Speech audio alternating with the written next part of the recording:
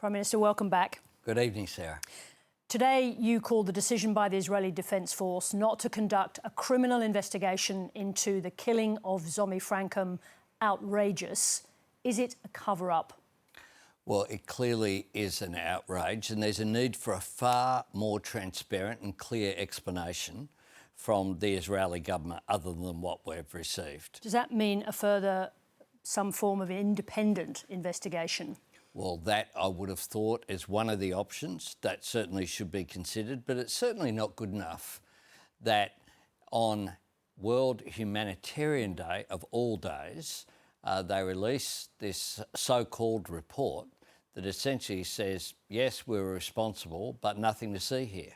Clearly, the death of Zomi Frankham and her colleagues, Zomi represented the best of Australians out there in a dangerous area, helping her fellow global citizens as she had in other parts of the world that were suffering conflict as well.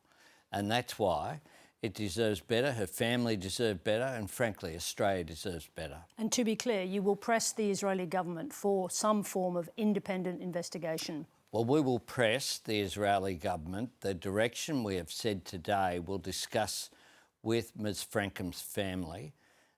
They deserve to be consulted on these issues, and we'll do that, and then we'll make an announcement in coming days.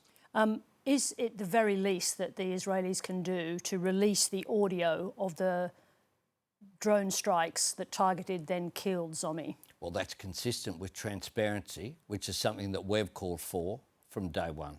Also today, the Victorian Premier has established a Royal Commission into corruption in the building industry.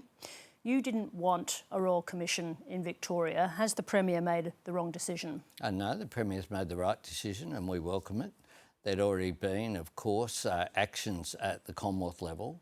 I expelled John Setka from the Labor Party and we put the CFMEU... But you've never been keen on the idea of a Royal Commission in Victoria? Well, it's not to us to do state-based Royal Commissions.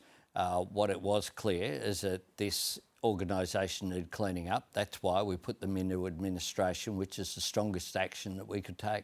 Will you withhold further money, billions of dollars in contributions from the federal government to the Victorian government for the suburban rail loop until the Royal Commission is over? We won't punish Victorians. What had occurred under the former federal government was Victoria at one stage was getting 8% of the national infrastructure funding. We want things to be built in Victoria.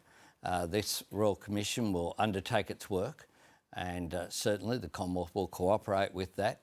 But we won't punish Victorians on infrastructure because of some of the actions of some of the people involved with this. But how do you know that the money that you have contributed and will contribute to Victoria won't end up in the hands of bikies or organised crime? Because there is clear evidence that it is an ongoing problem in Victoria, not an historical problem. Well, the CFMEU have been put into administration. If there's any breaches of the law, then it's important that law enforcement take action. I want to talk to you about gambling reform. Did you take the view that online gambling is so popular in Australia that you couldn't go further without suffering some kind of electoral backlash? Have you moved to restrict it further? No, let's be very clear, Sarah. We had already undertaken the most significant reform of gambling in Australia. You always say that, but it's coming off an almost zero base. It's a fact that we're the first government to take action, and in the legislation that was passed this week in Parliament, that takes that even further. So it will allow to add to BetStop, in which some 60,000 Australians have been able to register, 38% of whom have registered to permanently exclude themselves from any gambling. That has made a difference. Now we will have AdStop, where people can take themselves off receiving any ads on any of their devices or online whatsoever. This is significant reform. It will take, for example, the betting agencies currently involved with something like 14 or 15 of the NRL clubs. That'll be gone. The naming of grounds, sporting grounds with sponsorship, gone. By 2031, I think the last one. No, well, gone in terms of we're not breaching existing contracts which are there and therefore having to compensate with taxpayers. What we are doing is taking very strong action that will make an enormous difference, and I think it's very positive reform, whilst acknowledging that the problem isn't someone having a bet on a Saturday, if that's what they do. This is Prime Minister, if I may, this has never been about the question of gambling, has it? This is not about a flutter on a Saturday. That's where we punt. disagree, This Sarah. is about advertising and people, predatory practices in gambling advertisements. Well, for some people, it is about gambling, Sarah. It is about a view from whatever perspective, be it a moral one, of wanting to stop all gambling. What we have wanted to do is to make sure that we deal with the issue of problem gambling. And that's why we have taken strong action in this legislation as well about incentives, for example, so that if you open up an account, you can't get the inducements for 14 days. If you have been on bet, stop and go off. So what happens on the 15th day? Because what we saw in the Senate inquiry was allegations of predatory behaviour. So who's protecting someone on day 15? Well, what we saw in the Senate inquiry, if the allegations that came out of that are true, then do you believe them? Well, that's a breach of the law. That is something for criminal investigations, if that is what has occurred. What our responsibility is to do is to make sure that we don't stop someone betting over whether Alex Johnson scores a try against the Warriors on Saturday night, which might be a $5 flutter to give them some pleasure. I'm not a gambler myself, but some people want that, to make sure that that can occur, but that problem gamblers are protected. That is the priority that we had. It passed the Parliament overwhelmingly, with some people, of course, voting against it, but it overwhelmingly had the support, and I think we've got the balance right. Whose idea was it to allow open slather gambling ads after 8:30? All the big sporting events go well past 8:30 at night. Well, past 8:30 at night, this is about protecting children, and one of the things that we have said as well with gambling is that we want to make sure that we break that nexus, which clearly has developed, between people participating in sport and children being exposed to that. But how does this do that? Because after 8:30 at night, as I just said, most big sporting events or even medium sporting events continue well after 8:30. So if you're a child sitting on the sofa with their parents watching the NRL Grand Final, you're going to see all of those ads. You're not protecting that child with a restriction that ends at 8:30. Well, we think we've got the balance right, Sarah. We have worked constructively with the entire sector, including, I've sat down with the people who are part of the anti-gambling industry, sat down with sporting organisations. I haven't sat down with the betting industry, but I've sat down with others, including, of course, the free-to-air networks who have arrangements in place. And I think we've got the balance right of providing serious protections. This is serious reform. And this week alone, we have done gambling, advertising. We've done the media bargaining incentive to protect journalists and make sure that journalists, including the ABC, are paid for their work. We've reformed the NDIS. We've saved jobs at Tomago in Newcastle. We've got a 15% increase in early childhood educators' wages. We've got, for the first time, protections of gig economy workers, the people who work for Uber Eats and these products, which are useful, but for the first time giving them decent protections as well. This has been a very big week of reform, and on top of that, with New South Wales here, we of course have our gun laws being agreed to and a funding arrangement to make sure the gun buyback occurs. Do you give credit to Angus Taylor for working cooperatively with you this week? I think Angus Taylor has been prepared to sit down. Last week in particular, we met 3 times. It's a good thing that Parliament is able to get outcomes and get results. He's got a difficult issue with his own party room, And both of us went through our party rooms, but he was constructive, and that's a good thing. About the Sydney Swans, and independent of the specific allegation that the police are investigating, what is your message to the Sydney Swans and to the AFL more widely about its culture and attitudes towards women? Well, the first message that I would say is that our thoughts are with the women involved, and that every woman and every girl has the right to feel safe in any environment.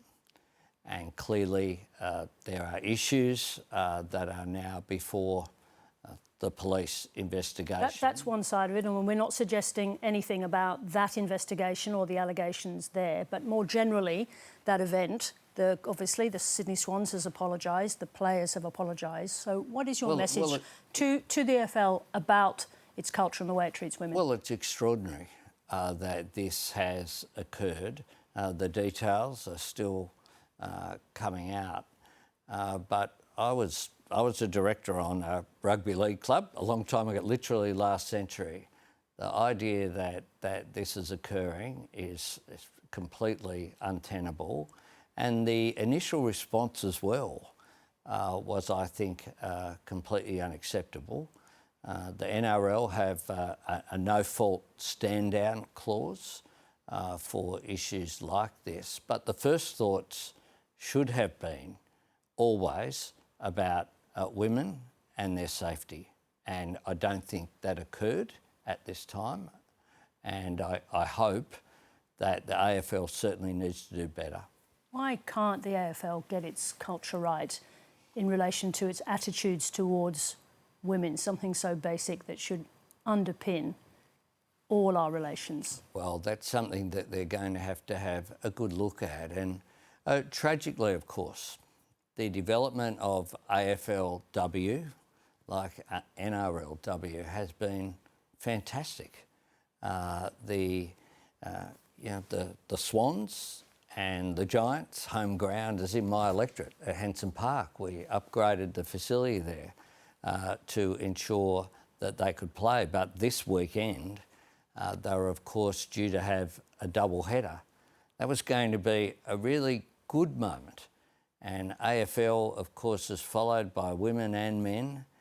And I think clearly there's a need for a real examination of those issues and how this has occurred. Final question. You've answered plenty of questions about your appearance on the Bush Deep podcast and what you did and didn't do. I want to ask you a different question about it. What did you learn about yourself from your appearance on that podcast? Oh, look, you always need to do better, and that's why initially, I made a very clear and unequivocal apology. Did you learn anything about yourself? You always learn. It's almost a cliche to say you need to learn about yourself. What did you learn? Learn to do better is almost a cliche. My mentor was Tom Uren, and he used to say to me two things. You've got to learn something new every day, but also you've got to grow as a person every day. I continue to do that, and I continue to learn new things every day and to do better each and every day. And specifically in relation to that, what did you learn? Well, I learned that I need to do better every day. And of course, if I had my time again, which you don't, then I wouldn't have done that podcast. You know, we have a view which is trying to talk to as many people as possible, but clearly that was an error. Prime Minister, thank you very much indeed for joining me. Thank you. And Jacob Grieber, our political correspondent, joins me now. Jacob, you were watching that interview. Your immediate response? Well, at the very end there, a pretty clear expression of contrition. If he had his druthers again, he certainly wouldn't do that podcast. That's clear at the very end. I think that's the first time he's really said that clearly on camera rather than in his statement or responding to this issue around the melons that were given and the sort of furor around that. I think that's... I think in his mind, he probably hopes that draws a bit of a line under it. Some people would be wondering why he didn't do that a lot earlier, 6 weeks ago. That might have blunted the sort of attack that came from the former ambassador, Yamagami, in that op-ed that really lit this thing alight a week or so ago. We've also got a situation now where the Australian government, they still have to speak to the Frankham family before they make a final decision, but they're saying they're going to press hard on the Israeli government for some kind of independent investigation. I don't know what form that would take. I mean, how do they take this further? It's a very firm decision from the Israelis. How can they press this further in Israel? Well, I thought it was very interesting that he said he wants to first talk to the family, see what they want to do, presumably see what their willingness is to escalate this. He said there'd be more to come when they make that decision. There are obviously pressure points that the government can apply. There is a trade relationship. There are other things where we cooperate together. The Greens, for instance, have pointed to that cooperation as being something that should be thrown into play because of this. The call for more transparency, I think, is important. So I think the other thing to watch, and I know it's still early hours, but will be what do other countries who also had citizens killed in these incidents, what do those countries do? And knowing the way the Prime Minister thinks and operates, I'm sure he'd like to do that together rather than just in isolation. You make a good point, of course, because we now have Andy Burnham as the British Prime Minister. I think there were 3 British people killed in that those drone strikes. Keir Starmer before, not so keen to stir up relations with Israel, but Andy Burnham may be different. We'll have to watch and wait. The Prime Minister is being quite congratulatory of Angus Taylor for working with him on their legislation this week. Why is he keen to congratulate Taylor on the business of doing politics? Yeah, indeed. They had 3 meetings, as he just pointed out in that interview. I think the Prime Minister actually shares an interest with the Liberal Party, which is to demonstrate Parliament is a machine for making change and that requires compromise and working together in many instances. No one owns the Senate. And that is, I think, a lesson that the Liberal Party can take away a win from this as well. They got that so-called widows tax addressed far more quickly than appeared to be the case. So both sides a win. I think that's a lesson to people who are social media warriors but don't front up for the hard business of Parliament. The other little interesting thing is a tactical thing. I think the Prime Minister's discovered the art here of working with one side at a time. So he can choose either to go with the Greens or the Liberal Party in the coalition. In this case, he's gone with the coalition. In previous weeks, when we've seen big bills go through, he's done it with the Greens. The lesson is, if you try and do them both at the same time, they end up playing the government off. They start doing deals amongst themselves. This has been a bit of a week where it's clear. He's chosen the coalition to go down that road. So that will, of course, in the gamification of the Senate, be interesting to see how that develops. Jacob, thank you for this evening and all your very hard work this week. Talk to you soon. My pleasure. See you, Sarah.